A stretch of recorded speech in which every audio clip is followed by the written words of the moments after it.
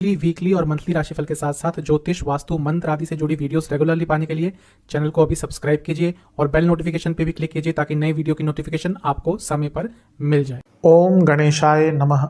ओम नमः शिवाय। मैं निखिल ज्योतिषाचार्य आप सभी का मेरे चैनल पर पुनः स्वागत करता हूं। आशा करता हूं कि आप सभी स्वस्थ होंगे। महादेव की कृपा आप सभी पर सदैव बनी रहे। ये वीडियो धनु यानी कि सजिटेरियस के लिए बहुत विशेष है, क्योंकि वीडियो है 27 अक्टूबर से 2 नवंबर 2025 के साप्ताहिक राशिफल के बारे में। कैसा रहेगा आने वाला सप्ताह धनु के लिए। जो मेरा साप्ताहिक राशिफल होता है वो प्रमुखतः चंद्रमा और उनकी गति पे आधारित होता है। चंद्रमा एक बहुत विशेष ग्रह है।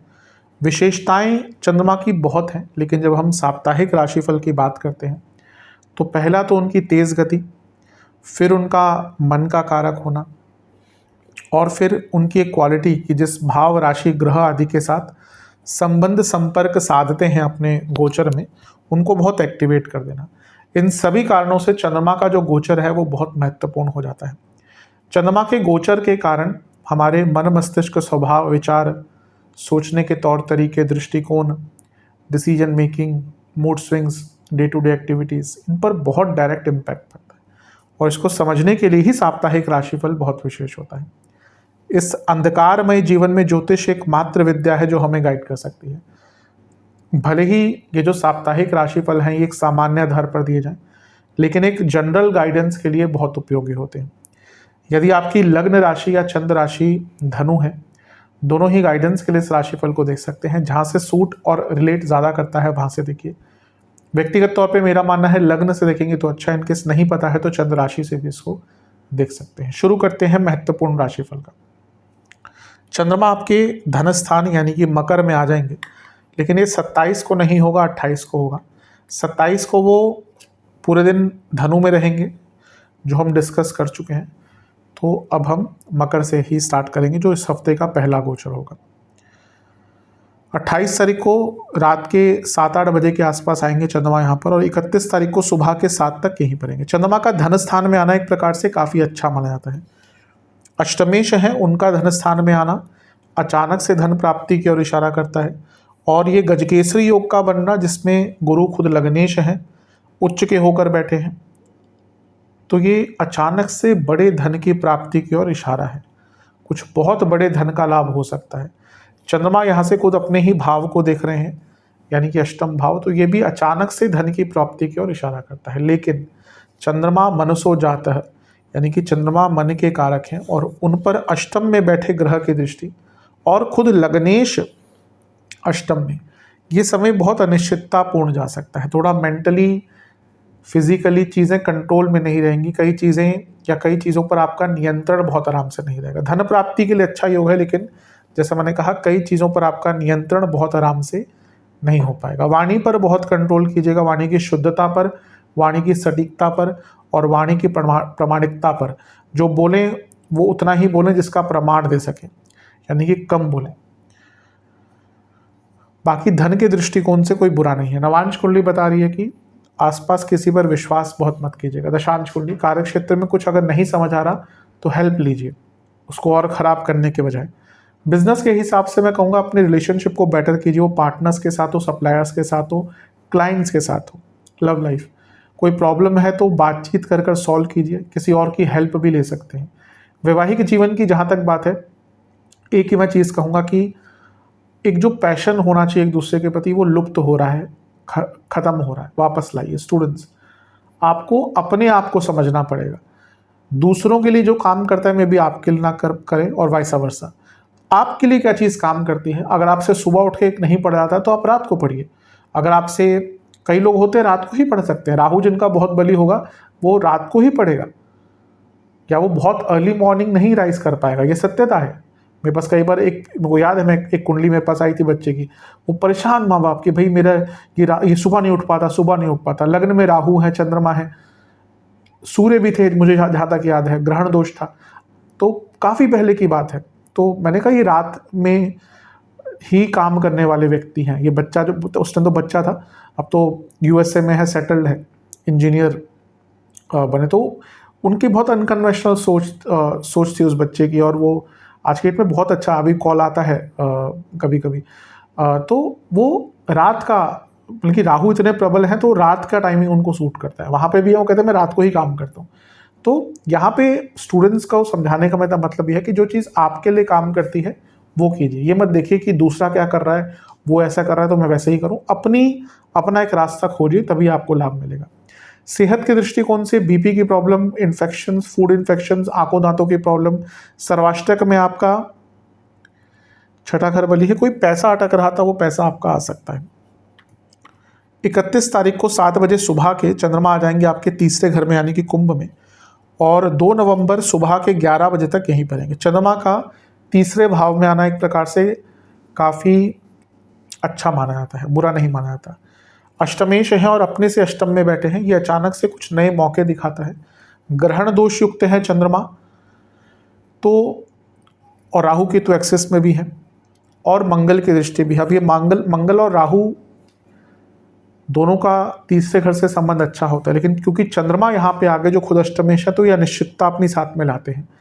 तो कम्युनिकेशन पर ध्यान देना है, कम बोलना, कोई अचानक से प्लान मत बनाइएगा घूमने फिरने का। और सबसे बड़ी बात है अति उत्साह और अति क्रोध, क्योंकि मंगल राहु का मिलन अति क्रोध बनाता है, और चंद्रमा यहाँ पे आगे और वो अष्टमेश है, यानी कि आपको खुद समझ ही नहीं आएगा कि आप कहाँ पे गुस्सा कर रहे हैं, कहाँ पे क्या बोल रहे हैं, उत्साहित कब हो रहे हैं, कब कुछ नया एकदम स्टार्ट कर देंगे। तो यहाँ पे जितना सरल रह सकते हैं ना उतना अच्छा रहेगा। कुछ यात्राओं का योग आपका अवश्य यहाँ पर बन रहा है, इसमें कोई दो राय नहीं। कम बोलिएगा और उत्साह पे थोड़ा सा नियंत्रण रखिएगा।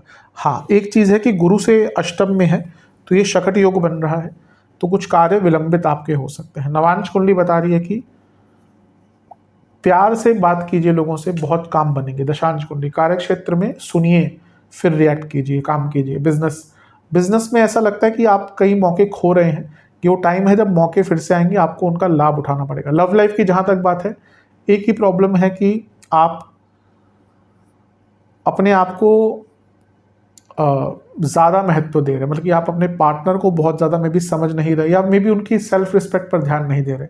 इस पर विचार कीजिए। प्यार अलग चीज़ है, सेल्फ रिस्पेक्ट या रिस्पेक्ट बहुत बड़ी चीज़ होती है। कभी कभी रिलेशनशिप में प्यार भले ही एक टाइम पे ख़त्म हो ही जाता है कई बार तो, लेकिन अगर रिस्पेक्ट नहीं है ना तो रिलेशनशिप टूट जाते हैं। वैवाहिक जीवन, छोटी मोटी बात कोई हुई है तो उसको माफ़ करके आगे बढ़िए, पकड़ के मत बैठिए। स्टूडेंट्स, मैं यही कहूँगा थोड़ा शांत रहिए। सेहत की जहाँ तक बात है, गले के रोग तंग करेंगे, इन्फेक्शन तंग करेंगे। सर्वाष्टक में आपका छठा भाव अत्यंत बली है, ये अपने आप में इंगित कर रहा है कि आपका छठा भाव नहीं, आपका भाग्य स्थान अत्यंत बली है। तो भाग्य का भरपूर साथ मिलेगा और कुछ सीखने का भी मौका आपको प्राप्त हो सकता है। धार्मिक चीज़ों से जुड़े कुछ कार्य कर सकते हैं। 2 नवंबर सुबह के 11 बजे चंद्रमा राशि बदलेंगे और आपके चौथे भाव यानी कि मीन में आकर बैठ जाएंगे शनि के साथ, और सप्ताह के अंत तक यहीं पर रहेंगे। इसी दिन शुक्र का गोचर भी होगा और वो आपके 11वें घर में आकर बैठ जाएंगे। चंद्रमा का चौथे भाव में आना एक प्रकार से काफ़ी अच्छा नहीं माना जाता। संडे को यहाँ पे आ रहे हैं और अगले हफ्ते के मंगलवार तक रहेंगे, तो पुनः अगले हफ्ते का जो राशिफल है मंगलवार से ही स्टार्ट करेंगे। कुछ दिनों में ठीक हो जाएगा ये गोचर। अभी बीच में ऐसा गोचर हुआ था कि चीज़ें थोड़ी सी अव्यवस्थित हो गई, बल्कि हमारे राशिफल बनाने के हिसाब से, वैसे नहीं। तो चंद्रमा चौथे घर में है तो कारको भावनाशय दोष लगता है, विष दोष भी है यहाँ पर। अब चंद्रमा क्योंकि अष्टमेश है, शनि धनेश है, तो ये फिर से अचानक से धन की प्राप्ति की ओर इशारा करता है। घर में पैसा आ सकता है, एंसेस्ट्रल प्रॉपर्टी से पैसा, पैतृक संपत्ति या संपत्ति प्रॉपर्टी से संबंधित कुछ लाभ मिल सकते हैं। लेकिन शनि और चंद्रमा विषदोष, चंद्रमा अष्टमेश, तो पर्सनल लाइफ बहुत डिस्टर्ब रहेगी। घर में लड़ाई झगड़े हो सकते हैं। इमोशनल लेवल पर बहुत दिक्कतें यहाँ पे दिख रही हैं, तो अपने इमोशनल लेवल पर थोड़ा सा, या इमोशनल लाइफ को थोड़ा सा ठीक करके रखिएगा। घर में लड़ाई झगड़े होने की संभावना बहुत ज़्यादा है और माता जी की सेहत पे बिगड़ सकती है। गुरु की दृष्टि है तो थोड़ा बचाएंगे, लेकिन गुरु खुद अष्टम में बैठे हैं तो आप बहुत इम्पल्सिव रहेंगे। नवांश कुंडली बताती है कि पहले पुरानी चीज़ों को क्लियर कर लीजिए फिर आगे बढ़िए। अभी लगता है कि बैगेज के साथ चल रहे हैं और ये बैगेज आपको आगे बढ़ने से रोक रहा है। नवांश कुंडली कार्य क्षेत्र में अच्छा काम कर पाएंगे। दशांश कुंडली कार्य क्षेत्र, अपने बिजनेस में अपने बिजनेस की यूएसपी पर काम कीजिए। कोई आपका बिजनेस का एक यूनिक पॉइंट होना चाहिए, यूनिक प्रोडक्ट होना चाहिए, इस पे काम करने का अच्छा टाइम है। जहाँ तक लव लाइफ की बात है, अपने पार्टनर की बातों को सुनिए, समझिए, उनका दृष्टिकोण समझने का टाइम है। वैवाहिक जीवन, पुरानी बातों पे ही झगड़े हो रहे हैं और एक दूसरे के परिवार को लेकर झगड़े हो रहे हैं, दोनों ही चीज़ों को बंद कीजिए, कोई फ़ायदा नहीं है। स्टूडेंट्स की जहाँ तक बात है, आपको अपने जीवन को थोड़ा सा सिंक्रोनाइज करना पड़ेगा, मतलब कि एक लयबद्ध तरीके से आगे बढ़िए। हर चीज़ में लय होती है, जो लयपूर्ण चीज़ें होती हैं वही चीज़ें सुखद अनुभव देती हैं। तो एक लय जीवन में ले आइए, बहुत अच्छा रहेगा। सेहत के हिसाब से गले के रोग बने रहेंगे, कफ रोग बने रहेंगे, चेस्ट की प्रॉब्लम बनी रहेगी। जिनको कार्डियक इश्यूज है ध्यान दें। सर्वाष्टक में धनस्थान बली है, धन तो आएगा ही, जैसा मैंने कहा था। उपाय के स्वरूप में बृहस्पति चालीसा का एक बार पाठ कीजिए। ओम गुरुवे नमः और ओम नमः शिवाय का 21-21 बार जाप कर कर महादेव को फलों का भोग लगाएं। आशा करता हूँ वीडियो काम आएगी। चैनल पर नहीं है सब्सक्राइब कीजिए, वीडियो को लाइक कीजिए। मिलता हूँ आप सभी से अगली वीडियो में, तब तक के लिए ओम नमः शिवाय।